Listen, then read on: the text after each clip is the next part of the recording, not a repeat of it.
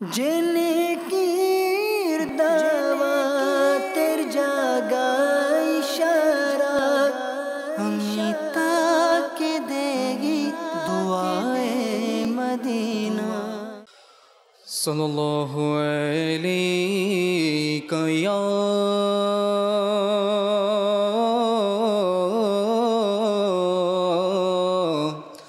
রাসূলুল্লাহ ওয়া সাল্লাম আলাইকা ইয়া হাবিবাল্লাহ সাল্লাল্লাহু আলাইকা ইয়া রাসূলুল্লাহ ওয়া সাল্লাম আলাইকা ইয়া হাবিবাল্লাহ। জীবনে হবে কি তোমার দিদার ইয়া রাসূলুল্লাহ, সে আশায় রয়েছি আমি গুনাহগার। যখনই পাব তোমার দিদার ইয়া রাসূলুল্লাহ, তখনই দি হবে আমার ইয়া রাসূলুল্লাহ। পড়ুন সাল্লাল্লাহু আলাইকা ইয়া রাসূলুল্লাহ ওয়া সাল্লাম আলাইকা ইয়া হাবিবাল্লাহ। গুনাহেরি জয় না যে ভাসিয়া মরিয়া রাসূলুল্লাহ, গুনাহেরি জয় না যে ভাসিয়া মরিয়া রাসূলুল্লাহ, তুমি কিছু করো মাহে রিসালাত ইয়া রাসূলুল্লাহ, তুমি কিছু করো মাহে রিসালাত ইয়া রাসূলুল্লাহ। গুনাহের প্রতি যেন হয় ঘৃণা মরিয়া রাসূলুল্লাহ, গুনাহের প্রতি যেন হয় ঘৃণা মরিয়া রাসূলুল্লাহ, প্রতিটি বদ ছুটে জয় যেন ইয়া রাসূলুল্লাহ, গুনাহেরি জয় না যে ভাসিয়া মরিয়া রাসূলুল্লাহ, তুমি করো কিছু মাহে রিসালাত ইয়া রাসূলুল্লাহ। ক্ষণে ক্ষণে প্রতিক্ষণে বেড়ে যাচ্ছে যে গুনাহ, ক্ষণে ক্ষণে প্রতিক্ষণে বেড়ে যাচ্ছে যে গুনাহ, তবু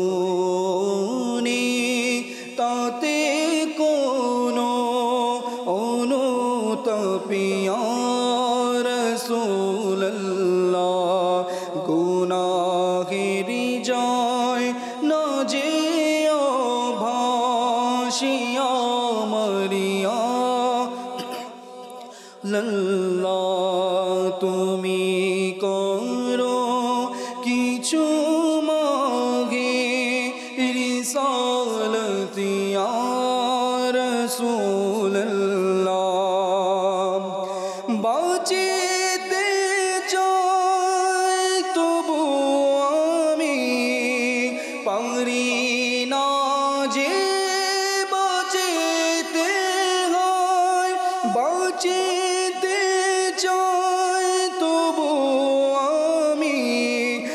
পারি না যে বাঁচিতে হয় গুনাহেরি হয়েছে মনিয়া বসিয়া রসুল্লাহ গুনাহেরি হয়েছে মনিয়া বসিয়া রসুল্লাহ গুনাহেরি যায় না যে ভাসিয়া মরিয়া রসুল্লাহ তুমি করো কিছু মাহে রিসালতিয়া রসুল্লাহ ভেঙে গেছে কোমর আমার গুনাহেরি বোঝার ভারে ভেঙে গেছে কোমর আমার গুনাহেরি বোঝার ভারে বাঁচনা ধ্বংস হতে জানে রহমতিয়া রসুল্লাহ গুনাহেরি যায় না যে ভাসিয়া মরিয়া রসুল্লাহ তুমি করো কিছু মাগে রিসালতিয়া রসুল্লাহ তোমার রবের কসম আমি উপযুক্ত জাহান্নামের তোমার রবের কসম আমি উপযুক্ত জাহান্নামের বাঁচাতে পারবে তোমারি শাফাতিয়া রসুল্লাহ বাঁচাতে পারবে তোমারি শাফাতিয়া রসুল্লাহ গুনাহেরি যায় না যে ভাসিয়া মরিয়া রসুল্লাহ তুমি করো কিছু মাগে রিসালতিয়া রসুল্লাহ আলহামদুলিল্লাহ রাব্বিল আলামিন আসসালাতু ওয়াসসালামু আলা সাইয়্যিদিল মুরসালিন আম্মা বা'দু আউযু বিল্লাহি মিনাশ শাইতানির রাজীম বিসমিল্লাহির রহমানির রহিম আসসালাতু ওয়াসসালামু আলাইকা ইয়া রাসূলুল্লাহ আসসালাতু ওয়াসসালামু আলাইকা ইয়া হাবিবাল্লাহ আসসালাতু ওয়াসসালামু আলাইকা ইয়া নবিয়াল্লাহ ওয়া আলা আলিকা ওয়া আসহাবিকা ইয়া নূরাল্লাহ। ভালো ভালো নিয়ত সহকারে আমরা অংশগ্রহণ করি, বসি।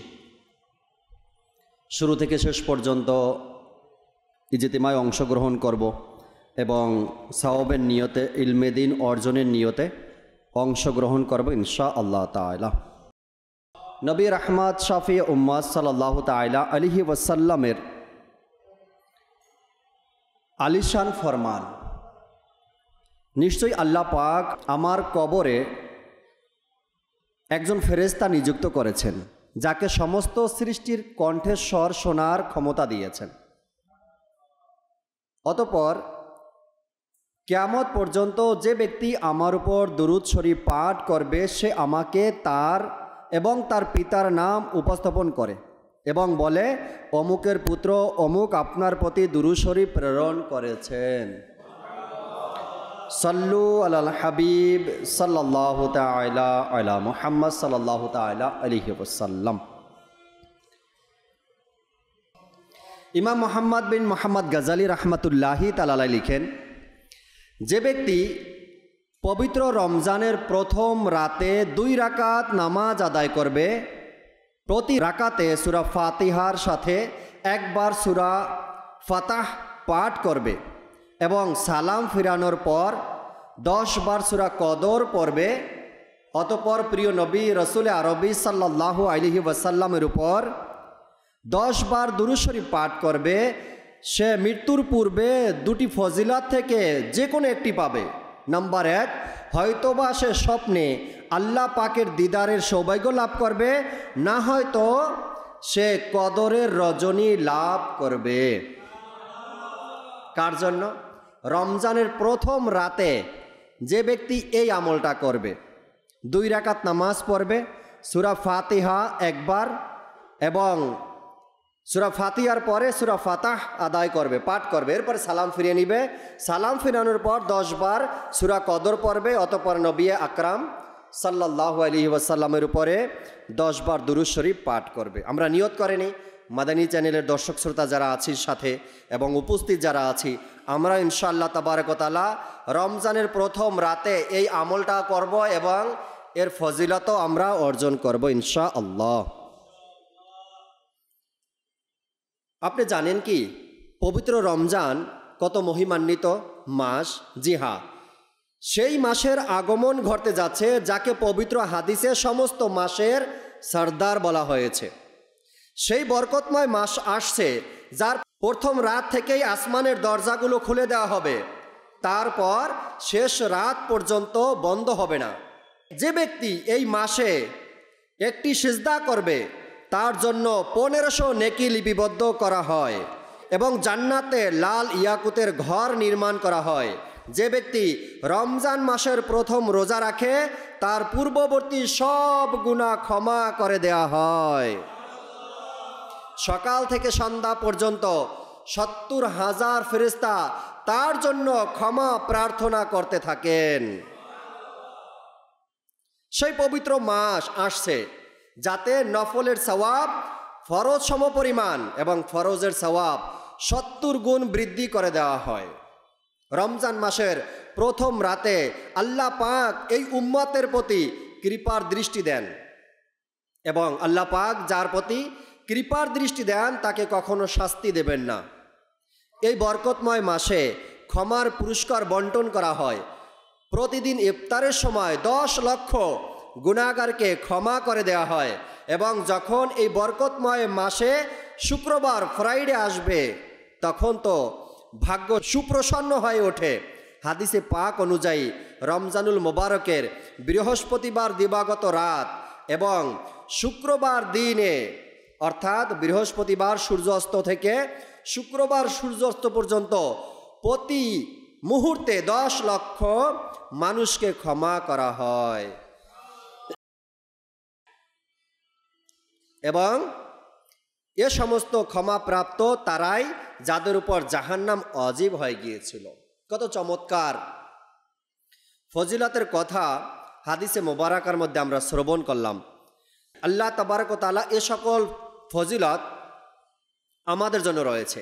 হায়, রমজান মাসে ক্ষমাপ্রাপ্ত সৌভাগ্যবানদের মধ্যে আমাদের নামও যদি অন্তর্ভুক্ত হয়ে যেত, আল্লাহ তাবারক ওয়া তাআলা লক্ষ লক্ষ গুনাহগারকে ক্ষমা করে দিবেন এই মাহে রমজানে।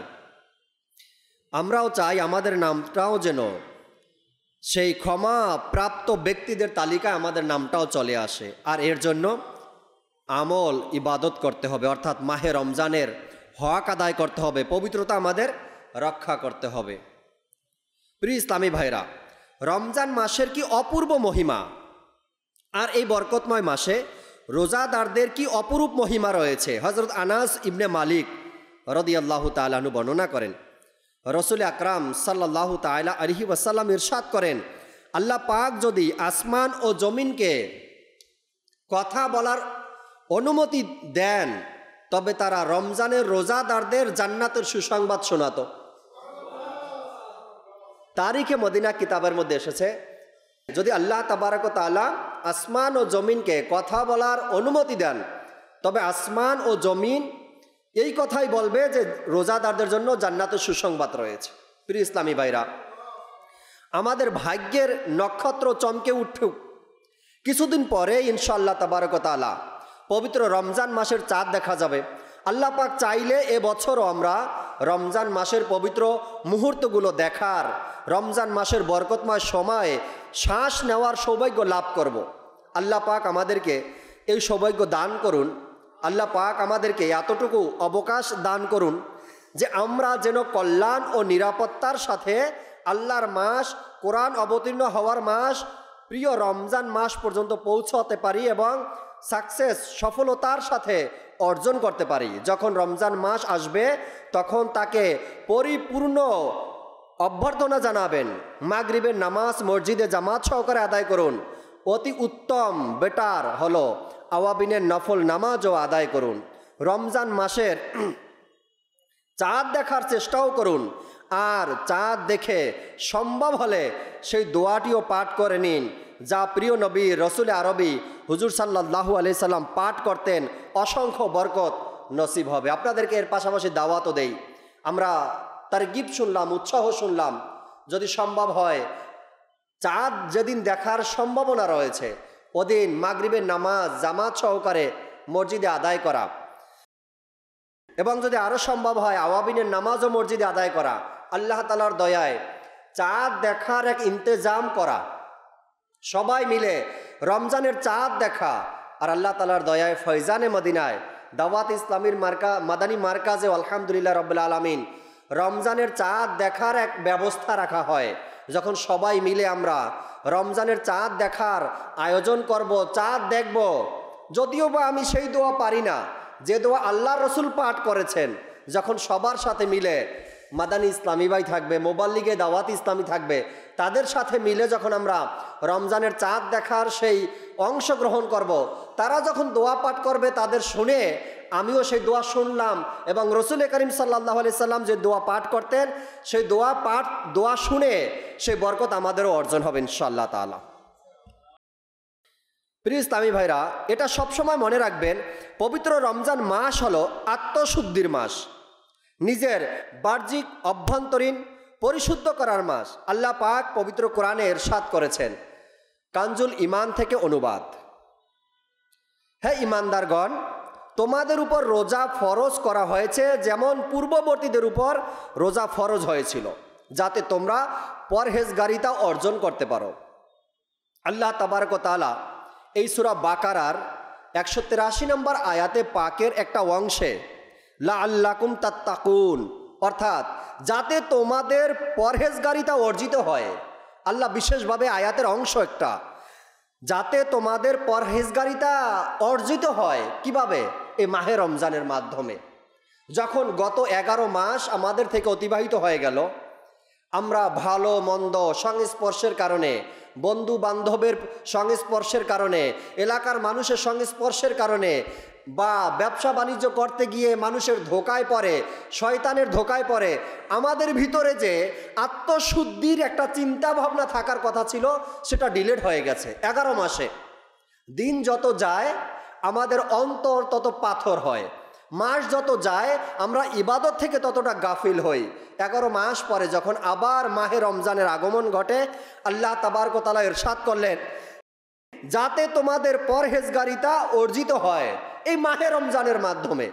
বোঝা গেল মাহে রমজান আত্মশুদ্ধির মাস, মাহে রমজান পরহেজগারিতা অবলম্বন করার মাস, মাহে রমজান পরহেজগারিতা অর্জন করার মাস। হে মুসলমানগণ, তোমাদের উপর রোজা ফরজ করা হয়েছে, তোমরা তা নিয়মিত পালন করো, যাতে তোমরা তাকওয়া ও পরহেজগারি অবলম্বন করতে পারো। জানা গেল রমজান মাস সেই বরকতময় মাস যাতে রোজা পালন করা হয় এবং সেই রোজার বরকতে আমরা তাকওয়া অর্জন করতে পারি। তাকওয়ার মূল্য কেমন? তাকওয়াবান ব্যক্তিদের মর্যাদা কেমন রয়েছে? তাকওয়া অনেক বড় সম্পদ। আবু সাইদ খুদরি রাদিয়াল্লাহু তাআলা আনহু থেকে বর্ণিত, রাসূল আকরাম সাল্লাল্লাহু তাআলা আলাইহি ওয়াসাল্লাম এক সাহাবীকে রাদিয়াল্লাহু তাআলা আনহুকে উপদেশ দিতে গিয়ে ইরশাদ করলেন, তোমার উপর তাকওয়া অবলম্বন করা আবশ্যক, নিশ্চয়ই তাকওয়া সমস্ত কল্যাণের উৎস। হুজ্জাতুল ইসলাম ইমাম মুহাম্মদ বিন মুহাম্মদ গাজালি রাহমাতুল্লাহি তাআলা আলাইহি ইরশাদ করেন, বলেন, হে প্রিয়, তোমার জানা উচিত যে তাকওয়া একটি দুর্লভ সম্পদ। যদি তুমি এই গুপ্ত ধন অর্জনে সফল হয়ে যাও তবে তুমি বিরাট সফলতা অর্জন করে নিবে। এভাবে মনে করো যে দুনিয়া ও আখিরাতের যাবতীয় কল্যাণ তাকওয়ার মধ্যে পুঞ্জীভূত হয়ে গেছে। দুনিয়া ও আখিরাতের সকল সম্পদ তাকওয়ার মধ্যে গুপ্ত রয়েছে। যদি আমরা সেই তাকওয়াকে অবলম্বন করতে পারি, তাকওয়াকে অর্জন করতে পারি। আর এজন্যই বলা হয়েছে এই মাহে রমজান তাকওয়া অবলম্বন, তাকওয়া অর্জন করার মাস। দেখুন কত বড় ফজিলত। দুনিয়া ও আখিরাতের যাবতীয় কল্যাণ তাকওয়ার মধ্যে গুপ্ত রয়েছে, গোপন রয়েছে। এবং রোজা হলো সেই ইবাদত যার বরকতে তাকওয়া অর্জিত হয়। অন্যভাবে এরূপ বলতে পারেন, রোজা হলো সেই উচ্চ পর্যায়ের ইবাদত যার বরকতে বান্দা দুনিয়া ও আখিরাতের যাবতীয় কল্যাণ লাভ করতে সক্ষম হয়। প্রিয় ইসলামী ভাইরা, সুফিয়ানে একরাম যারা, তাদের ব্যাপারে একটু শুনি আমরা। সুফিয়ানে একরামের নিকট রমজান মাস ও রোজার উল্লেখিত বিবরণ অনুযায়ী রমজানকে নবজাগরণের মাস বলা হয়। আর নবজাগরণ কাকে বলা হয়? নতুন জীবন লাভকারীকে নবজাগরণ বলা হয়। আউলিয়া একরামের কাছে রমজান মাস ছিল নবজাগরণের মাস, অর্থাৎ নতুন জীবন লাভের মাস। আপনি হয়তো শুনে অবাক হবেন যে সুফিদের মতে মানুষ দুইবার জন্মগ্রহণ করে। হয়তো আমরাও নতুন শুনছি, মানুষ কি দুইবার জন্মগ্রহণ করতে পারে? একবারই দুনিয়াতে আসে, একবারই দুনিয়া থেকে বিদায় নিয়ে যায়। কিন্তু তাফসিরে রুহুল বায়ানের মধ্যে এসেছে, দ্বিতীয় পারা সূরা বাকারার 184 নম্বর আয়াতের এই ব্যাখ্যা এসেছে তাফসিরে রুহুল বায়ানের মধ্যে, মানুষ দুইবার জন্মগ্রহণ করে। প্রথমবার জন্ম সেটাই যা প্রসিদ্ধ, যখন আমরা এই পৃথিবীতে আসি। আর দ্বিতীয় জন্মগ্রহণ বলতে অন্তরের পবিত্রতাকে বোঝায়। যখন কোনো ব্যক্তি গুনাহ করতে করতে করতে করতে দুনিয়ার ভালোবাসায় লিপ্ত হতে হতে অন্তরে মরিচা জমে যায়, মরিচা পড়ে যায়, যখন ওই ব্যক্তি নিজের অন্তরের মরিচাকে দূর করতে পারে, পরিষ্কার করতে পারে, ওই সময়টাকে বলা হয় সে আবার দ্বিতীয়বার দুনিয়াতে আসলো। অর্থাৎ পাক ও সাফ পরিষ্কার এক সত্যিকারের কলব নিয়ে সে আবার দুনিয়াতে বসবাস শুরু করে দিল। এই জন্য যারা সুফিয়ানে একরাম আছে, সুফি ব্যক্তি যারা, তারা বলেন মানুষ দুইবার জন্মগ্রহণ করে। একবার তো প্রসিদ্ধ, যেটা আমরা একবার দুনিয়াতে আসছি, দুনিয়াতে আসার পরে যখন কলব অন্ধকার হয়ে যায়, কালো হয়ে যায়, মরিচা জমে যায়, সেটা যখন পরিষ্কার হয় তওবার মাধ্যমে, রমজানের মাধ্যমে, সুফিয়ান একরাম বলে পরিষ্কার হওয়ার পরের সময়টা দ্বিতীয়বার সে আবার জন্মগ্রহণ করলো। অর্থাৎ নবজাগরণ এটাকে বলা হয়, দ্বিতীয়বার জীবন লাভ করলো। আর যদি সেই কালো কলব নিয়ে, অন্ধকার কলব নিয়ে দুনিয়া থেকে চলে যায়, তবে দ্বিতীয়বার তার নবজাগরণ তার আর হলো না, দ্বিতীয়বার আর সে জীবন পেল না। অন্ধকার কলব নিয়ে, কালো হৃদয় নিয়ে তাকে মাটির নিচে যেতে হয়। শায়েখ আবু বকর শিবলি রাহমাতুল্লাহি তাআলা আলাইহি 3য় শতাব্দীর অনেক উচ্চ পর্যায়ের একজন বুজুর্গ, অনেক বড় লেভেলের একজন আলিমে দিন। তিনি তার জীবনের একটি বিস্ময়কর ও শিক্ষণীয় ঘটনা বর্ণনা করতে গিয়ে বলেন, একবার আমি কাফেলার সাথে সিরিয়ায় যাচ্ছিলাম। পথিমধ্যে হঠাৎ একদল ডাকাত আমাদের কাফেলায় আক্রমণ করে, অ্যাটাক করলো এবং কাফেলার সরঞ্জাম লুট করে তাদের প্রধানের সামনে উপস্থিত করে সেগুলো পরীক্ষা নিরীক্ষা করতে থাকে। এক লোকের সরঞ্জাম থেকে এক ব্যাগ চিনি আর কাঠ বাদাম বের হলো। সবার মালামাল ব্যাগগুলো চেক করতে লাগলো, কিন্তু একজনের ব্যাগ থেকে চিনি আর কাঠ বাদাম পাওয়া গেল। সব ডাকাত একসঙ্গে চিনি আর বাদাম খাওয়া শুরু করলো, কিন্তু তাদের সর্দার চিনি আর বাদাম খাচ্ছিল না। শায়েখ আবু বকর শিবলি রাহমাতুল্লাহি তাআলা আলাইহি বলেন, আমি আশ্চর্য হয়ে ডাকাতের সর্দারকে জিজ্ঞাসা করলাম, সবাই চিনি ও বাদাম খাচ্ছে, তুমি খাচ্ছ না কেন? সে আমার আশ্চর্যকে আরও বৃদ্ধি করে বলতে লাগলো, আমি রোজাদার। ডাকাতের সর্দার ডাকাতি করছে, মানুষের সম্পদ লুট করছে, আবার রোজাও রাখছে।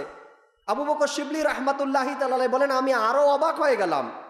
এক তো অবাক হলাম, ডাকাত সবাই চিনি আর বাদাম খাচ্ছে, কিন্তু ডাকাতের সর্দার খায় না কেন? জিজ্ঞাসা করাতে আমি আরও অবাক হলাম। সে বলল আমি রোজাদার।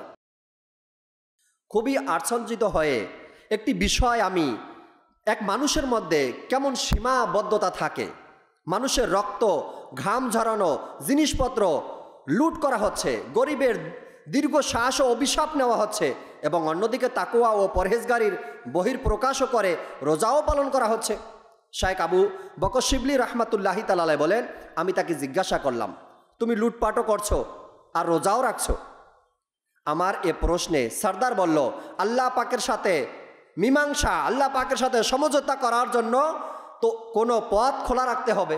সে ডাকাতের সর্দার বলল, আল্লাহ তাআলার সাথে বন্ধুত্ব করার জন্য, আল্লাহ তাআলার সাথে সুসম্পর্ক রাখার জন্য, আল্লাহ তাআলার সাথে সমঝোতা করার জন্য কোনো না কোনো পথ আমাকে তো খোলা রাখতে হবে। যদি আমি রোজা রাখি হয়তো আমার পথ খোলা হয়ে যাবে।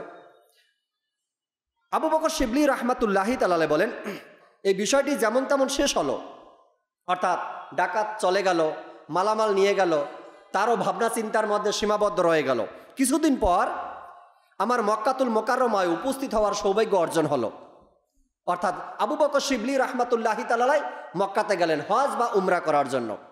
তিনি বলতে লাগলেন, আমি যখন মক্কাতুল মোকাররমায় গেলাম, আমি ডাকাতদের সেই সর্দারকে সেই মক্কাতে দেখলাম। তার চেহারায় ইবাদতের নূর ছিল, অতিরিক্ত সাধনার কারণে তার শরীর দুর্বল হয়ে পড়েছিল, এবং সে ইহরাম পরে কাবার তাওয়াফে ব্যস্ত ছিল। তাকে সেই অবস্থায় দেখে আমি পুনরায় অবাক হলাম। এক তো সে ডাকাতদের সর্দার, সেখানে আবার সে রোজাদার। অবাক তো আমি পূর্বেই ছিলাম। কাবা শরীফে তাকে দেখে, ইহরামের কাপড় পরিধান দেখে, কাবার তাওয়াফ দেখে আমি আরও অবাক হয়ে পড়লাম। আমি অবাক সুরে জিজ্ঞাসা করলাম, তুমি কি সেই ব্যক্তি নয়? সে বলল, হ্যাঁ আমি সেই, এবং শোনো, তুমি যাকে মনে করছো, যাকে ভাবছো, আমি সেই ব্যক্তি। তবে শোনো, এই রোজা আমাকে আল্লাহ তাআলার সাথে সমঝোতা করিয়ে দিয়েছে। কোন রোজা? যে রোজা আসে আল্লাহ তাআলার সাথে বন্ধুত্ব করার জন্য, যে রোজা আসে আল্লাহ তাআলার সাথে সুসম্পর্ক রাখার জন্য, যে রোজা আসে আল্লাহ তাআলাকে পাওয়ার জন্য রেখেছিল। সেই ডাকাতের সর্দারই বলতে লাগলো, আল্লাহ তাআলার সাথে সমঝোতা করিয়ে দিয়েছে আমার সেই রোজাই, যে রোজা আমি আল্লাহর জন্য রেখেছিলাম। এখানে অনেক কিছু শেখার আছে ডাকাতদের সর্দারের এই রোজা থেকে। কেমন কেমন তাকওয়াবান ছিল। একদিকে গরিব মানুষের মালামাল সম্পদ লুট করা, ডাকাতি করা, আর একদিকে আল্লাহ তাআলার প্রতি কেমন ভালোবাসা ছিল তার, যে আমি আল্লাহর জন্য রোজা রাখবো। কোনো না কোনো উপায়, কোনো না কোনো মাধ্যম যেন আমার থেকে যায় তার সাথে সম্পর্ক বজায় রাখার। যেমন দুনিয়াবি, যদিও আমরা কোনো কোম্পানির জব করি, আমার উপরে আমার বস আছে, আপনার উপরে অফিসার আছে, কোনো না কোনো মিস্টেক, ভুলের কারণে যদি ভুলটা আমার ধরাই পড়ে যায়, আমরা কিন্তু কোনো না কোনো পয়েন্ট বের করে রাখি। আমি জেনে গেলাম যে আমার এই অপরাধটা, আমার এই ভুলটা বসের কাছে পৌঁছে গেছে। এখন যখন আমাকে ডেকে জিজ্ঞাসা করবে যে ভাই তুমি এই ধরনের ভুল কেন করছো, তখন কিন্তু আমি নিজেকে বাঁচানোর জন্য কোনো না কোনো ব্যবস্থা রেখে যাই।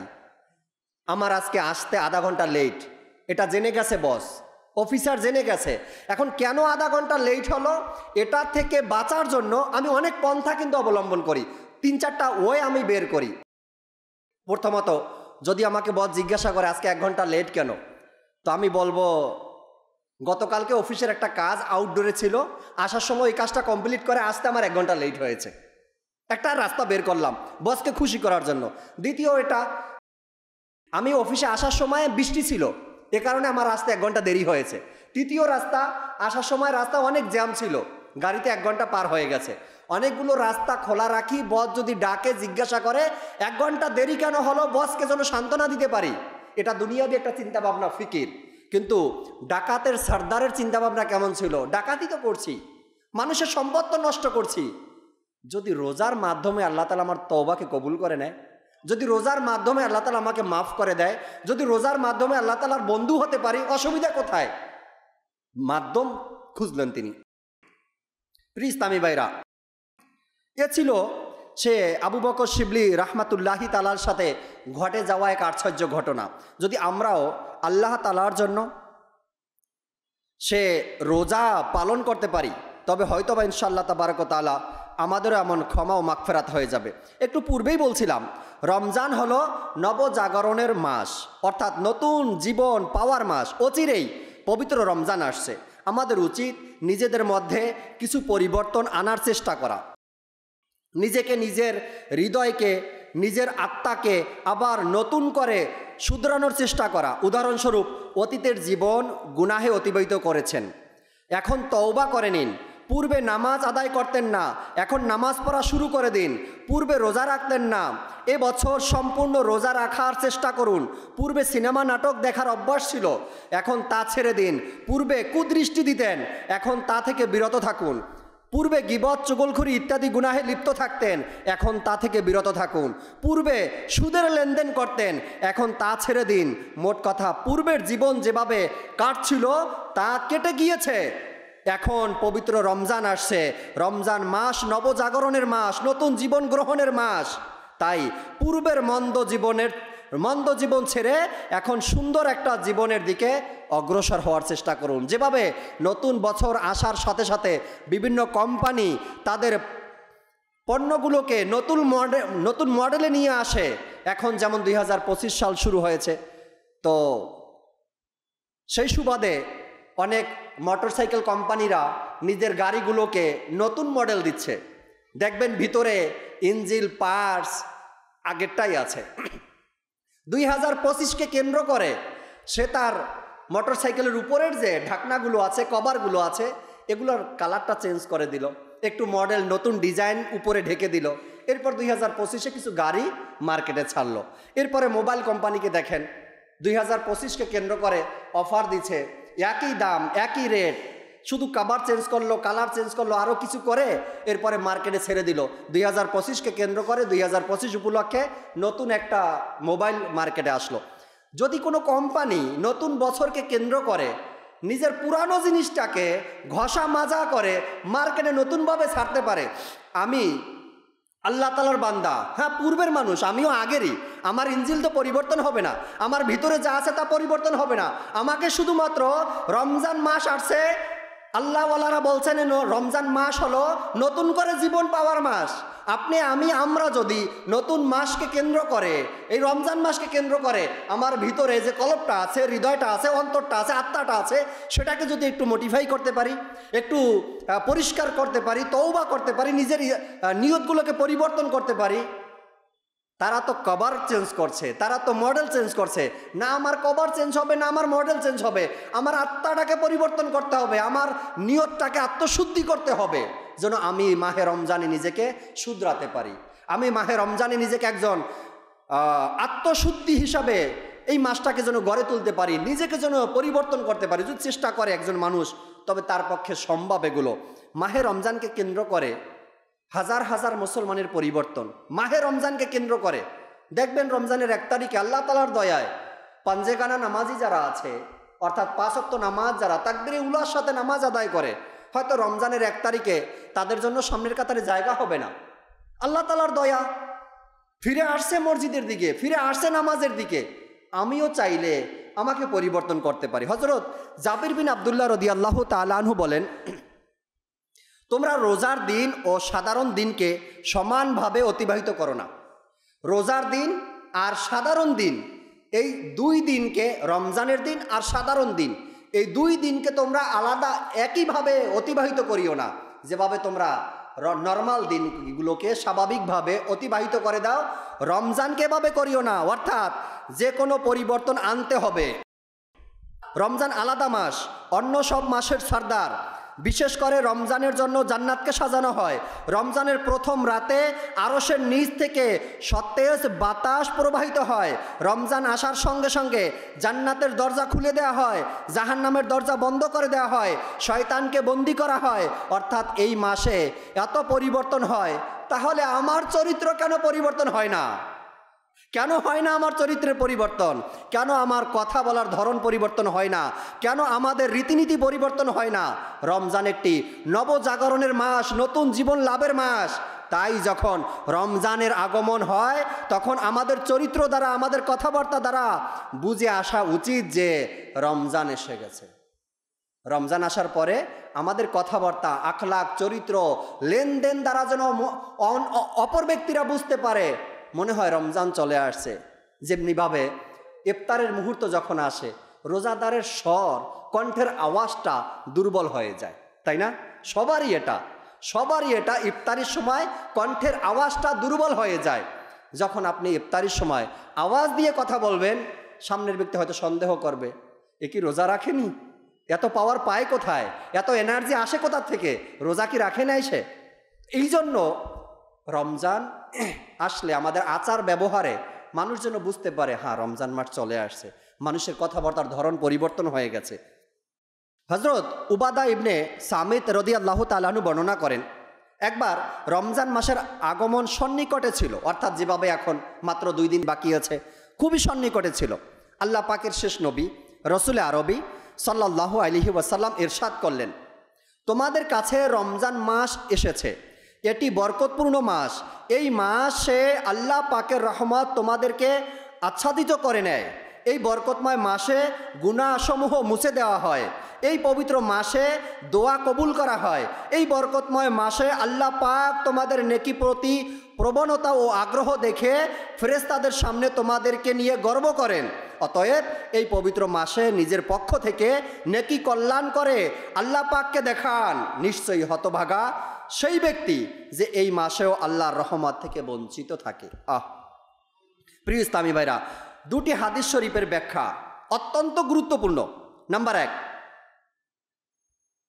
এই মাসে মহান আল্লাহ পাক তোমাদের নেকির প্রতি প্রবণতা, আগ্রহ দেখেন। আর নাম্বার 2, সুতরাং তোমরা নিজের পক্ষ থেকে ন্যাক আমল ও কল্যাণময় কাজ করে আল্লাহকে দেখাও।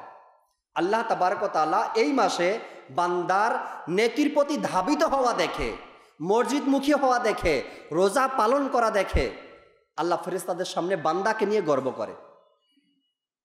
আর দ্বিতীয় হাদিসে পাকের মধ্যে বলা হয়েছে যে তোমরা এই মাসে বেশি বেশি ইবাদত করে আল্লাহকে দেখাও, যেহেতু আল্লাহ তোমাদের ইবাদত দেখে খুশি হন। আল্লাহ তাআলা আমাদেরকে এই পবিত্র মাসে বেশি পরিমাণে আমল ইবাদত করার তৌফিক দিক। এই বরকতময় মাসে বিশেষ করে আমাদের আগ্রহ ও প্রবণতা পরীক্ষা করা হয়। দেখা হয় যে রমজান মাস তো দেওয়া হয়েছে, এখন কে এত আত্মশুদ্ধি করতে চায়, নিজেকে কোন ব্যক্তি আত্মশুদ্ধি করতে চায়। রমজান মাস তো দেওয়া হয়েছে, এখন কোন ব্যক্তি বেশি বেশি কোরআনে পাকের তেলাওয়াত করে। রমজান মাস তো দেওয়া হয়েছে, এখন এই মাসে কোন ব্যক্তি গুনাহ থেকে বাঁচার চেষ্টা করে।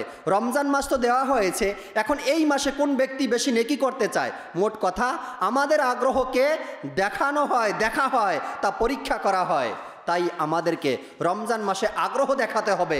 কে জানে এই আগ্রহ ও প্রবণতা রমজান মাসে আমাদের আত্মশুদ্ধি হওয়া মহান আল্লাহ তাআলার দরবারে কবুল হয়ে যায় এবং আমাদের ক্ষমার মাধ্যম হয়ে যায়। আগ্রহ কিভাবে দেখাবো? আজান হয়ে গেছে, জামাতের সময় হয়ে গেছে, মুয়াজ্জিন সাহেব একামত শুরু করে দিছে, 1 রাকাত শেষও হয়ে গেছে, এটার নাম কি আগ্রহ? আমি এখনো জামাতে আসিনি, 1ম রাকাত চলতেছে, আমি এখনো জামাতে আসিনি, এটার নাম কি আগ্রহ? হ্যাঁ, মুসল্লিদের ভিড়ে আপনি 1ম কাতারে জায়গা পাননি, কিন্তু একামতের সাথে সাথে চলে আসছেন, আসার চেষ্টা করছেন, এটার নাম আগ্রহ। মসজিদ ভরা মুসল্লি, এই মসজিদে আল্লাহ চায় ইনশাআল্লাহ তাবারক ওয়া তাআলা অসংখ্য আশেকানে রসুল ইতিকাফ করবে 1 মাসের। যারা পাঞ্জেগানা মুসল্লি আছেন, হয়তোবা একটু লেট করলে সামনের কাতার নাও পেতে পারেন, তাই না? আপনাদেরকে পরের কাতার না হয়তো 2nd ফ্লোরে নামাজ আদায় করতে হবে। আমাদের উচিত আগ্রহটাকে বজায় রাখা, যে আমাকে সবার আগে পৌঁছানো, 1ম কাতারে নামাজ আদায় করা, তাকবীরে উলার সাথে নামাজ আদায় করা, প্রতি ওয়াক্ত নামাজের পরে কমপক্ষে 1 পারা কোরআনে পাকের তেলাওয়াত করা, প্রতি ওয়াক্ত নামাজের পরে কমপক্ষে 100 বার দুরূদ শরীফ পাঠ করা, আগ্রহ আমাদেরকে দেখাতে হবে। আর আল্লাহ তাবারক ওয়া তাআলা এই আগ্রহটাকে নিয়েই ফেরেশতাদের সামনে গর্ব করেন। প্রিয় ইসলামী ভাইরা, বর্ণিত আছে যে মুহাম্মদ নামের এক ব্যক্তি সারা বছরই নামাজ পড়তো না। যখন পবিত্র রমজান মাস আসতো তখন সে পরিষ্কার কাপড় পরিধান করত এবং নিয়মিত 5 ওয়াক্ত নামাজ আদায় করত এবং পরবর্তী কাজা নামাজও আদায় করত, পূর্ববর্তী কাজা নামাজও সে আদায় করত। সারা বছর নামাজ পড়তো না, রমজান মাস আসলেই পরিষ্কার কাপড় পরে সবসময় মসজিদমুখী থাকতেন। পূর্বের যে নামাজগুলো কাজা হয়েছে তাও সে আদায় করত। লোকেরা তাকে জিজ্ঞাসা করলো, তুমি এরূপ কেন করছো? সে বলল, এ মাস হলো রহমত, বরকত, তওবা, ক্ষমার মাস। হতে পারে আল্লাহ পাক আমার এই কৃতকর্মের কারণে আমাকে ক্ষমা করবেন। যখন সে ইন্তেকাল করলো তখন কেউ তাকে স্বপ্নে দেখে জিজ্ঞাসা করলো, আল্লাহ তাবারক ওয়া তাআলা আপনার সাথে কেমন ব্যবহার, কেমন আচরণ করেছেন? সে উত্তর দিল, আল্লাহ পাক আমাকে রমজান মাসকে সম্মান করার কারণে ক্ষমা করে দিয়েছেন। কেমন গুনাহগার ছিল! অন্য মাসে নামাজ পড়তো না, কিন্তু রমজানকে সম্মান করত। কিভাবে সম্মান করত? নতুন পোশাকের সাথে সে মসজিদে আসতো, নামাজ আদায় করতো 5 ওয়াক্ত নামাজের পাশাপাশি পূর্বের কাজা হওয়া নামাজগুলো সে আদায় করত। রমজানকে সম্মান দেখাতো। আল্লাহর মাস, ক্ষমাহের মাস, নাজাতের মাস, মাগফিরাতের মাস, নূরের মাস, হেদায়েতের মাস, ইবাদতের মাস, এই সম্মান দেখিয়ে সে ইবাদত করত। আর আল্লাহ তাবারক ওয়া তাআলার দরবারে এটাই পছন্দ হয়ে গেছে। আল্লাহ তাআলা তার এই ভালোবাসাকে কবুল করে তার পূর্বের সকল গুনাহকে ক্ষমা করে দিয়েছেন। এটা হলো আল্লাহ পাকের দয়া প্রদর্শন। সেই মহান প্রতিপালক যদি ন্যায় বিচার করেন তবে একটি গুনাহের কারণে পাকড়াও করতে পারেন, আর যদি অনুগ্রহ করেন তবে কেবল একটি নেকির কারণেই বড় বড় গুনাহগারকে ক্ষমা করে দিতে পারেন। আল্লাহ তাবারক ওয়া তাআলা কত দয়াবান যে ওই ব্যক্তি 11 মাস নামাজ পড়তো না, 1 মাস নামাজ পড়তো। দয়াবান আল্লাহ মাফ করে দিয়েছেন, ক্ষমা করে দিয়েছেন। সর্বোপরি প্রিয় ইসলামী ভাইরা, রমজান মাস হলো সংশোধনের মাস। এতে সংশোধন হওয়ার দৃঢ় সংকল্পবদ্ধ হন। হাদিস শরীফের মধ্যে এসেছে, আল্লাহ পাক তোমাদের জন্য 11 মাস নির্ধারণ করে রেখেছেন যাতে খাও, পান করো, উপভোগ করো, কিন্তু একটি মাস আল্লাহ নিজের জন্য নির্দিষ্ট করেছেন। রমজান মাসকে ভয় করো, নিশ্চয়ই এটি আল্লাহ পাকের মাস। রমজান মাস আসতেছে, সংশোধনের মাস আসতেছে। রমজান মাসের অন্যতম উদ্দেশ্য হচ্ছে তাকওয়া অর্জন করা। তাই পুরো রমজান মাসকে তাকওয়া ও পরহেজগারির সাথে, অর্থাৎ গুনাহ থেকে বেঁচে অতিবাহিত করার নিয়ত করে নিন। দৃঢ় সংকল্পবদ্ধ হন যে সম্পূর্ণ রমজান মাস, সেটা 29 দিনের হোক অথবা 30 দিনের হোক, আমি একটি গুনাহও করব না ইনশাআল্লাহ। হযরত মুজাদ্দিদে আলফে সানি রাহমাতুল্লাহি তাআলা আলাইহি বলেন, যেভাবে রমজান মাস অতিবাহিত হয়েছে সেভাবে সম্পূর্ণ বছর অতিবাহিত করো। যেভাবে পবিত্র রমজান মাসে অবিচলতা অর্জন করেছ, সেভাবে সম্পূর্ণ বছর তুমি অতিবাহিত করার চেষ্টা করো। বাস আমরা শুধুমাত্র এই একটি মাস গুনাহ পরিহার করে কাটিয়ে দেই, ইনশাআল্লাহ জীবন সুন্দর হয়ে যাবে। সাল্লু আলাল হাবিব সাল্লাল্লাহু তাআলা আলা মুহাম্মদ সাল্লাল্লাহু আলাইহি ওয়াসাল্লাম। তাই এ বছর রমজান মাসে এই লক্ষ্য, এই টার্গেট স্থির করুন যে এ বছর পুরো রমজান মাসে আমি গুনাহ করব না ইনশাআল্লাহ, নামাজ বর্জন করব না ইনশাআল্লাহ, জামাত বর্জন করব না ইনশাআল্লাহ। তাই একটি জামাতও ত্যাগ করব না। তারাবির নামাজের অভ্যাস নিজের মধ্যে নিয়ে আসব। পুরো মাস 20 রাকাত তারাবির নামাজ আদায় করব প্রতিদিন। রোজা ভঙ্গ করা গুনাহ, তাই শুধু বৃহস্পতিবার ও শুক্রবার নয়, সব রোজা রাখব ইনশাআল্লাহ। মিথ্যা বলা ও গুনাহ, তাই পুরো রমজান মাসে একটা মিথ্যা কথাও বলবো না ইনশাআল্লাহ। গীবাত করা গুনাহ, তাই সম্পূর্ণ রমজান মাসে একবারও গীবাত করব না। চুগলখুরি করা গুনাহ, তাই সম্পূর্ণ রমজান মাসে চুগলখুরি করব না ইনশাআল্লাহ। কুদৃষ্টি দেওয়া গুনাহ, তাই সম্পূর্ণ রমজান মাস কুদৃষ্টি দেওয়া থেকে বেঁচে থাকব। সোশ্যাল মিডিয়া, ফেসবুক চালানোর ক্ষেত্রে সতর্কতা অবলম্বন করা দরকার, তাই না? আপনি সোশ্যাল মিডিয়াতে আছেন, ফেসবুকে আছেন, এতক্ষণ যা বললাম তা থেকে আপনাকে বাঁচতেই হবে। যতগুলো গুনাহের কথা বললাম, মিথ্যা, চগলখুরি, এরপরে কুদৃষ্টি দেওয়া, হারাম দেখা শোনা, এগুলা থেকে তো বাঁচতেই হবে। এখন সোশ্যাল মিডিয়া কি আছে? শুধু সামনে যাও, সামনে যাও, সামনে যাও। রমজান মাস সময় কাটে না, ইফতারির সময় আসে না।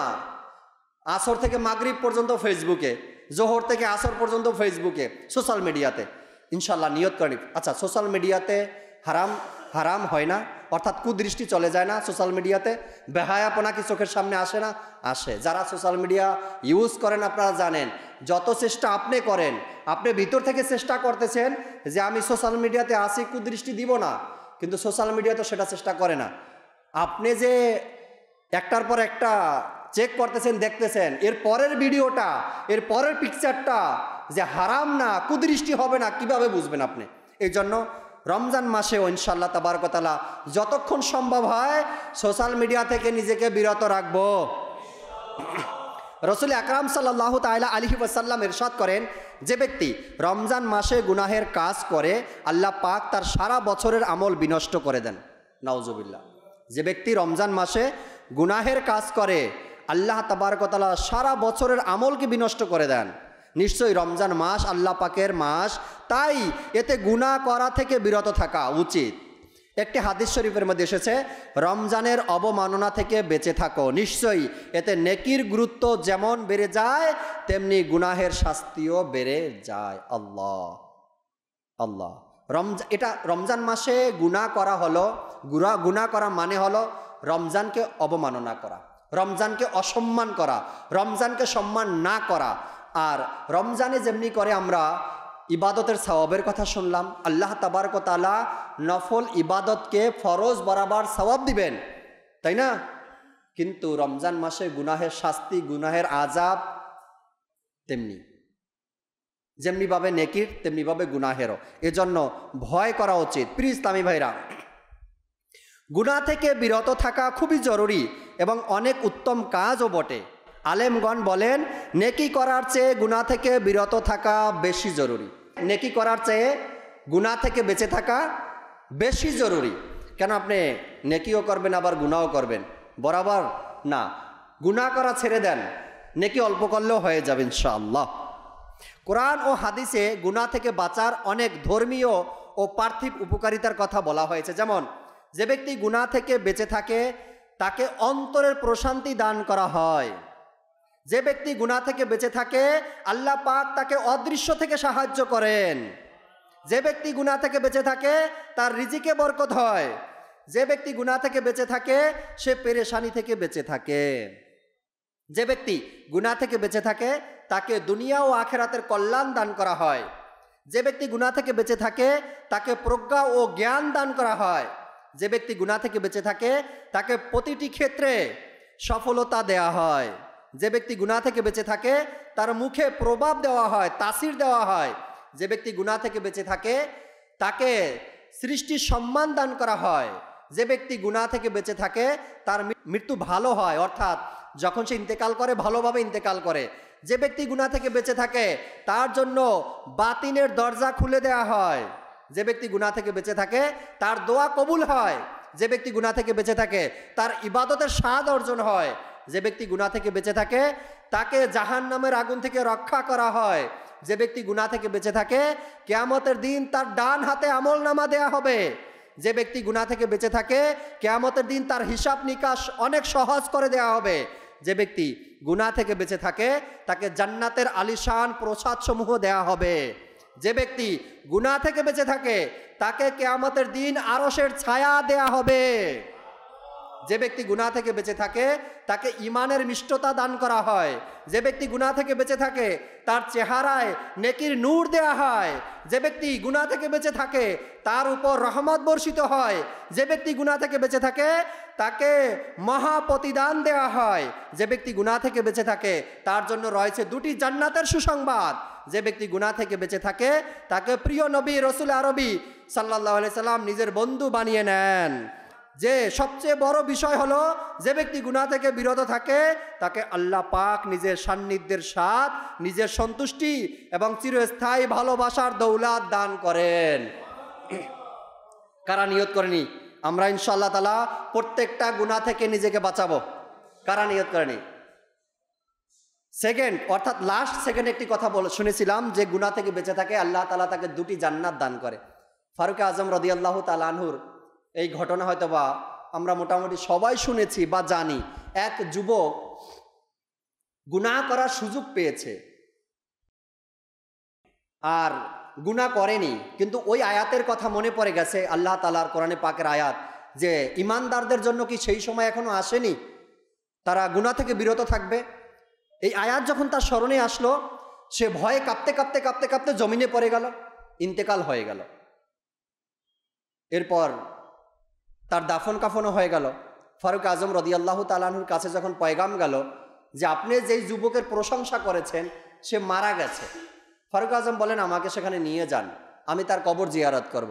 নিয়ে যাওয়া হলো। ফারুক আজম জমিনের উপর থেকে আওয়াজ দিল, হে যুবক, আল্লাহ তাআলা তো বলেছেন যে ব্যক্তি আল্লাহ তাআলার ভয়ে মারা যাবে তার জন্য দুটি জান্নাত রয়েছে, অর্থাৎ গুনাহ করবে না, গুনাহ ছেড়ে দিবে, আল্লাহর ভয়ে তওবা করবে, নামাজ ইবাদত করবে, আল্লাহ তাকে দুটি জান্নাত দিবে। তুমি বলো আল্লাহ কি তোমাকে দুটি জান্নাত দিয়েছে? কবর থেকে সেই যুবক উত্তর দিল, হে আমিরুল মুমিনিন, আল্লাহ তাআলা আমাকে দুটি জান্নাত দান করেছেন। এজন্য আমাদের উচিত যেন আমরা গুনাহ থেকে নিজেকে বিরত রাখি। প্লিজ তামিম, এগুলো তো ছিল গুনাহ থেকে বাঁচার পুরস্কার। এবার যে ব্যক্তি গুনাহ করে তার কি কি ক্ষতি হতে পারে তা শুনুন। আলিমগণ বলেন, গুনাহের কারণে রিজিক কমে যায়, অন্তর ও শরীর দুর্বল হয়ে পড়ে, বয়স কমে যায়, বরকত উঠে যায়। গুনাহের কারণে ইচ্ছা শক্তি দুর্বল হয়ে পড়ে। গুনাহ অপমানের কারণ, গুনাহ ধ্বংসের দিকে নিয়ে যায়। গুনাহের কারণে জ্ঞানের ক্ষতি হয় এবং জ্ঞানের নূর নিভে যায়। গুনাহের কারণে পৃথিবীতে ফিতনা ফাসাদ সৃষ্টি হয়, লজ্জা চলে যায় এবং অশ্লীলতা বেড়ে যায়। গুনাহের কারণে নেয়ামত চলে যায় এবং কষ্ট আরোপ হয়। মুসলমানদের দ্বিতীয় খলিফা আমিরুল মুমিনিন হযরত ওমর ফারুক রাদিয়াল্লাহু তাআলা আনহু বলেন, গুনাহ একটি হলেও সে তার সাথে 10টি মন্দ বিষয় নিয়ে আসে। গুনাহগার আল্লাহকে অসন্তুষ্ট করে, গুনাহগার শয়তানকে খুশি করে, গুনাহগার জান্নাত থেকে দূরে থাকে, জাহান্নামের কাছাকাছি হয়ে যায়। গুনাহগার নিজের প্রতি অত্যাচার করে, গুনাহগার তার অভ্যন্তরকে কুলসিত করে দেয়, গুনাহগার আমল লিপিবদ্ধকারী ফেরেশতাদের কষ্ট দেয়, গুনাহগার প্রিয় নবী সাল্লাল্লাহু আলাইহি সাল্লামকে ব্যথিত করে, গুনাহগার জমিন ও আকাশমণ্ডলীকে তার বিরুদ্ধে সাক্ষ্য বানায়, গুনাহগার মানুষের সঙ্গে বিশ্বাসঘাতকতা করে এবং আল্লাহর অবাধ্যতা করে। নাউজুবিল্লাহ। আল্লাহ তাবারক ওয়া তাআলা কোরআনে পাকের 11 পারা সূরা হুদের 3 নম্বর আয়াতে ইরশাদ করেন, কানজুল ঈমান থেকে অনুবাদ, এবং এ যে আপন প্রতিপালকের নিকট ক্ষমা প্রার্থনা করো, অতঃপর তারই প্রতি তওবা করো, তিনি তোমাদেরকে অতি উত্তম সামগ্রী উপভোগ করতে দেবেন একটা নির্ধারিত সময়সীমা পর্যন্ত, এবং প্রত্যেক মর্যাদাবানের নিকট তার অনুগ্রহ পৌঁছাবেন। আর যদি মুখ ফিরিয়ে নাও তবে আমি তোমাদের জন্য মহাদিবসের শাস্তির আশঙ্কা করছি। প্রিয় ইসলামী ভাইরা, তাফসিরে সিরাতুল জিনানের মধ্যে এসেছে, এই আয়াতে বলা হয়েছে যে প্রিয় নবী সাল্লাল্লাহু আলাইহি সাল্লাম যেন লোকদেরকে নির্দেশ দেন যে, হে মানুষ, তোমাদের অতীতের গুনাহের জন্য ক্ষমা প্রার্থনা করো এবং ভবিষ্যতে গুনাহ থেকে তওবা করো। যে ব্যক্তি তার গুনাহ থেকে সত্যিকারের তওবা করবে এবং আন্তরিকতার সাথে স্বীয় প্রতিপালকের ইবাদত করবে, আল্লাহ পাক তাকে অসংখ্য রিজিক ও আরাম আয়েশ দান করবেন এবং সে শান্তি ও স্বস্তির সাথে জীবন অতিবাহিত করবেন। আল্লাহ তার প্রতি সন্তুষ্ট হবেন। আর যে তওবা করবে না, কুফর ও গুনাহে অবিচল থাকবে, সে ভয়ের জীবন যাপন অতিবাহিত করবে, রোগে আক্রান্ত হবে এবং আল্লাহর অসন্তুষ্টির সম্মুখীন হবে। দুনিয়াতে সাময়িক ভোগ বিলাসিতায় মত্ত থাকলেও সে আরাম আয়েশে কোনো কল্যাণ থাকবে না, যার পরে রয়ে জাহান্নামে থাকবে।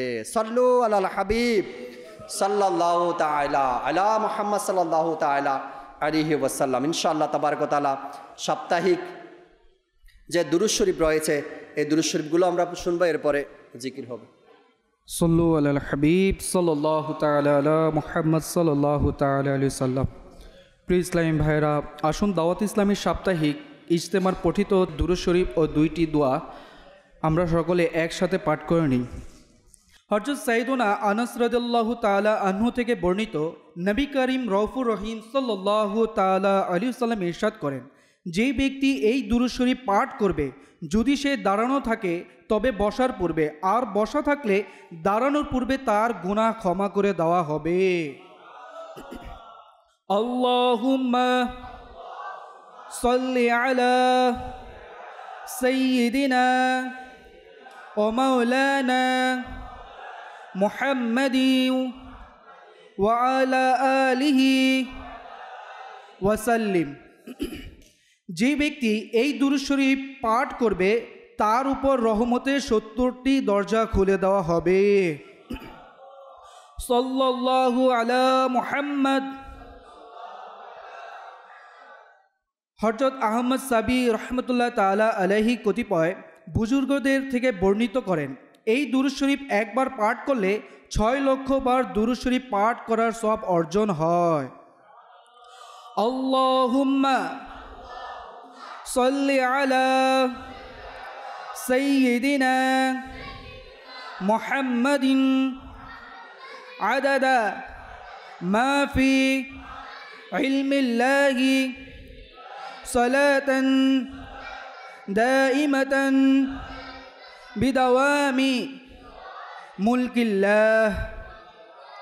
একদিন এক ব্যক্তি আসলো, প্রিয় নবী সাল্লাল্লাহু তাআলা আলাইহি সাল্লাম তাকে নিজের এবং সিদ্দিকে আকবর রাদিয়াল্লাহু তাআলা আনহু এর মাঝখানে বসালেন। এতে সাহাবায়ে কিরামগণ আলাইহিমুর রিদওয়ান আশ্চর্যজনিত হয়ে বললেন, এই সম্মানিত লোকটি কে? যখন তিনি চলে গেলেন তখন রাসূল পাক সাল্লাল্লাহু তাআলা আলাইহি সাল্লাম ইরশাদ করলেন, সে যখন আমার উপর দুরূদ শরীফ পাঠ করে তখন এভাবে পড়ে, আল্লাহুম্মা সাল্লি আলা মুহাম্মাদিন কামা তুহিব্বু ওয়া তারদা।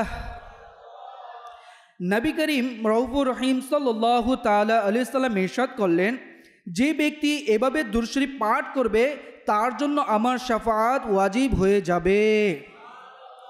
আল্লাহুম্মা সাল্লি আলা মুহাম্মাদিন ওয়া আনজিলহুল মাকআদা আল মুকাররাবা ইনদাকা ইয়াউমাল কিয়ামাহ। হযরত সাইয়্যিদুনা ইবনে আব্বাস রাদিয়াল্লাহু তাআলা আনহু থেকে বর্ণিত, প্রিয় নবী মক্কি মাদানী মুস্তাফা সাল্লাল্লাহু তাআলা আলাইহি সাল্লাম ইরশাদ করেন, এই দোয়া পাঠকারীর জন্য 70 জন ফেরেশতা 1000 দিন পর্যন্ত নেকি সমূহ লিখতে থাকেন। জাযাল্লাহু আন্না মুহাম্মাদান মা হুয়া আহলু। প্রিয় নবী সাল্লাল্লাহু তাআলা আলাইহি সাল্লাম ইরশাদ করেন, যে ব্যক্তি এই দোয়া 3 বার পড়ে নেবে সে যেন শবে কদর পেয়ে গেল। লা ইলাহা ইল্লাল্লাহু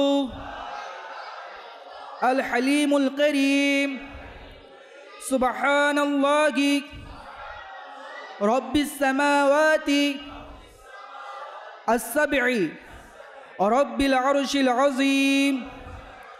لا إله إلا الله الحليم الكريم سبحان الله رب السماوات السبع رب العرش العظيم. لا إله إلا الله الحليم الكريم سبحان الله رب السماوات السبع ورب العرش العظيم. صلوا على الحبيب صلى الله تعالى على محمد صلى الله تعالى عليه وسلم. الصلاة والسلام عليك يا رسول الله. الصلاة والسلام عليك يا حبيب الله. الصلاة والسلام عليك يا نبي الله. الصلاة والسلام عليك يا نور الله. الصلاة والسلام عليك يا رسول الله. الصلاة والسلام عليك يا حبيب الله. الصلاة والسلام عليك يا نبي الله. الصلاة والسلام عليك يا نور الله. الصلاة والسلام عليك يا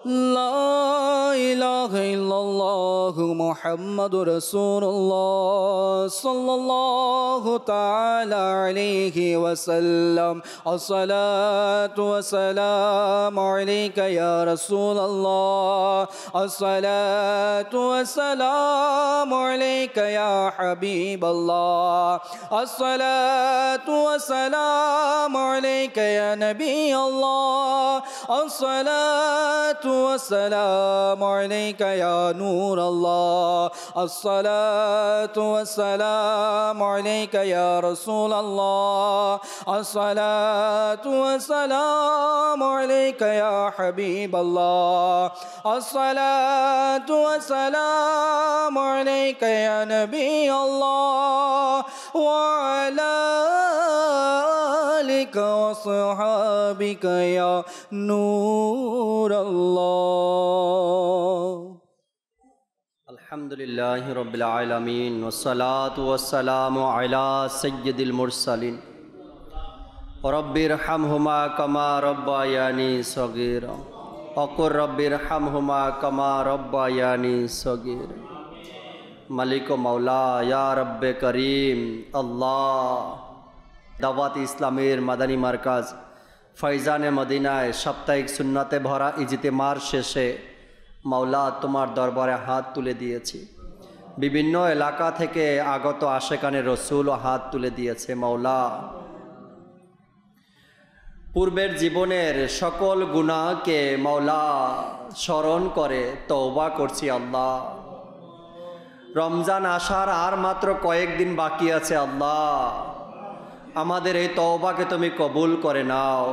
আয় আল্লাহ জেনে না জেনে বুঝে না বুঝে শয়তানের ধোকায় পড়ে রাতের অন্ধকারে টাকার অর্থের লোভে পড়ে মাওলা অনেক গুনাহ করেছি, অনেক নাফরমানি করেছি। আয় আল্লাহ তুমি আমাদেরকে মাফ করে দাও। আয় আল্লাহ আমাদের গুনাহকে তুমি ক্ষমা করে দাও। আয় আল্লাহ তুমি আমাদেরকে মাফ করে দাও।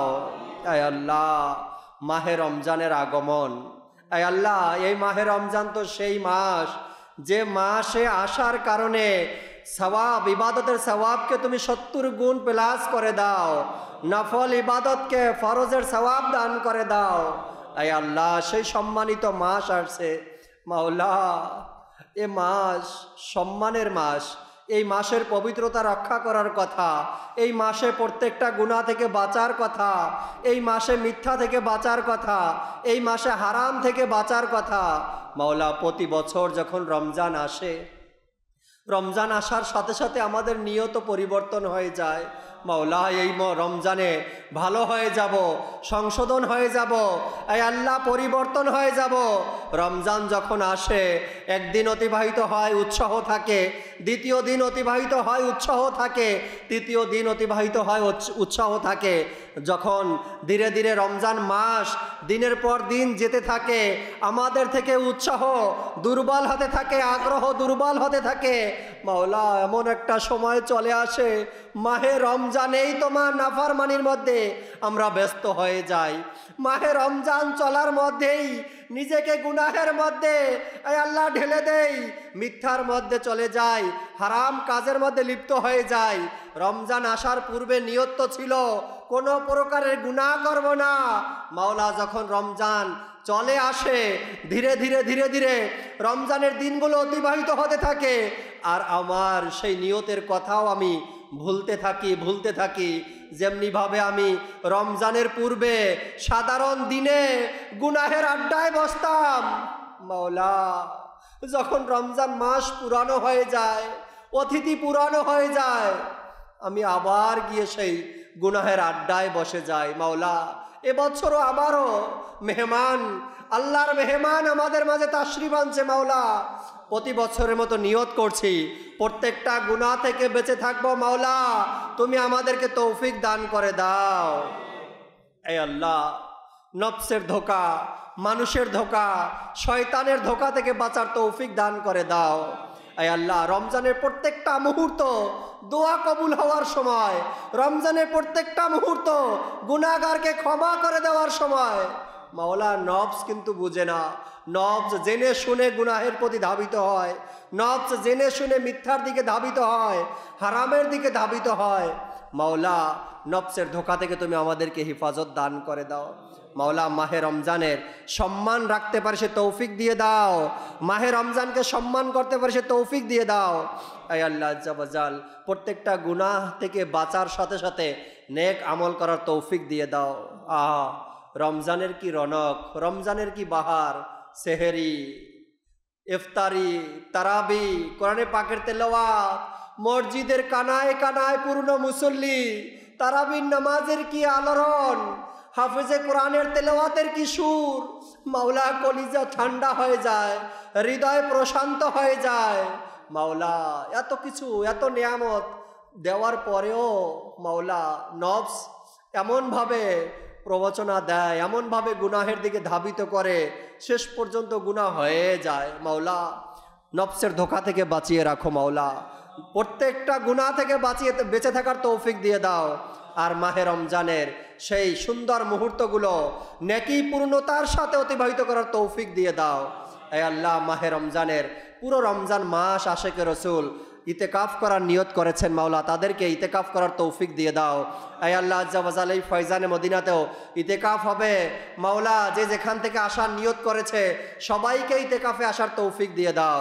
আয় আল্লাহ আজ্জা ওয়াজাল, মালিক ও মাওলা, মাহে রমজানের বরকতময় সময়গুলো ইবাদতের মাধ্যমে, দোয়ার মাধ্যমে, নেক আমলের মাধ্যমে, কোরআনে পাকের তেলাওয়াতের মাধ্যমে অতিবাহিত করার তৌফিক দান করে দাও।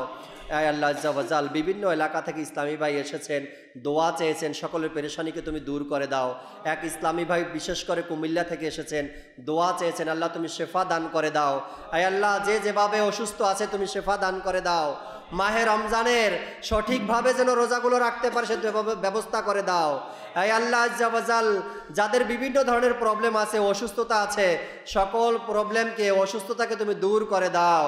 আয় আল্লাহ, মাহে রমজানের সম্মানার্থে যেন তারা সুন্দরভাবে সঠিকভাবে রোজাগুলো পালন করতে পারে সে ব্যবস্থা করে দাও। আয় আল্লাহ, তুমি আমাদের এখানে আসা বসাকে কবুল আর মঞ্জুর করে নাও। আয় আল্লাহ আজ্জা ওয়াজাল, আমাদের প্রত্যেকের মনের নেক ও জায়েজ দোয়াকে কবুল করে নাও। আয় আল্লাহ, যাদের মা বাবা আছে নেক হায়াত দিয়ে দাও, যাদের মা বাবা অন্ধকার কবরে মাওলা, কবরকে জান্নাতের বাগান বানিয়ে দাও। যারা ইন্তেকাল করেছেন তাদের কবরে যেন আমরা বেশি পরিমাণে ইসালে সওয়াব পাঠাতে পারি সে তৌফিক আমাদেরকে দান করে দাও। সালাতু ওয়াসসালামু আলাইকা ইয়া নবী আল্লাহ ওয়া আলা আলিকা ওয়া আসহাবিকা ইয়া নূর আল্লাহ, লা ইলাহা ইল্লাল্লাহু মুহাম্মাদুর রাসূলুল্লাহ সাল্লাল্লাহু আলাইহি ওয়াসাল্লাম। या रसूल सलाम अलैका या हबीब सलाम अलैका सलावतुल्लाह अलैका तलअल बद्रु अलैना मिन सनियतिल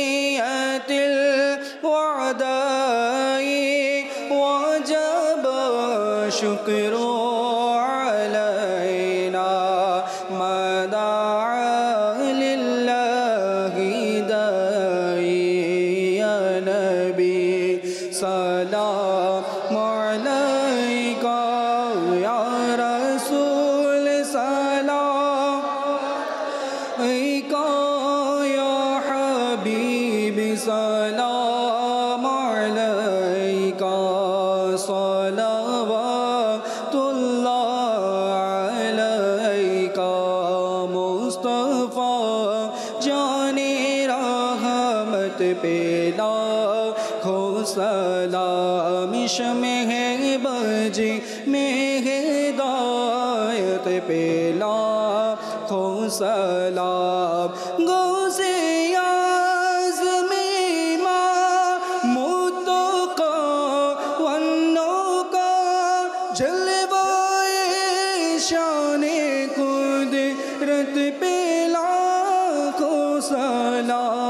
मुस्तफा जाने रहमत पे लाखो खो सलाम शमे बजे मेरे दायत पे लाखो सलाम डाल दी कल्बों में अज़मते मुस्तफ़ा सैयदी आला हज़रत पे लाम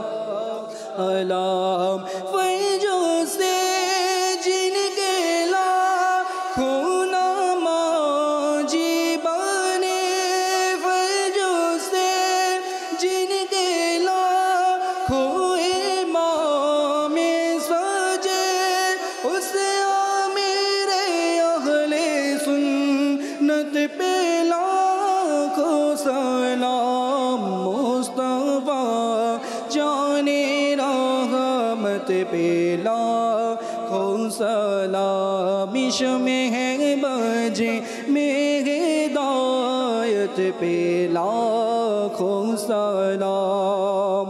अस्सलातु वस्सलामु अलैका या रसूल अल्लाह, अस्सलातु वस्सलामु अलैका या हबीब अल्लाह, सुब्हानकल्लाहुम्मा व बिहम्दिका ला इलाहा इल्ला अंता अस्तगफिरुका व अतूबु इलैक। सुब्हानकल्लाहुम्मा व बिहम्दिका ला इलाहा इल्ला अंता अस्तगफिरुका व अतूबु इलैक। सुब्हानकल्लाहुम्मा व बिहम्दिका ला इलाहा इल्ला अंता अस्तगफिरुका व अतूबु इलैक। अस्सलातु वस्सलामु अलैका या नबी अल्लाह व अला आलिका व अस्हाबिका नूर अल्लाह ला इलाहा इल्लल्लाहु मुहम्मदुर रसूलुल्लाह सल्लल्लाहु अलैहि वसल्लम। जिनकी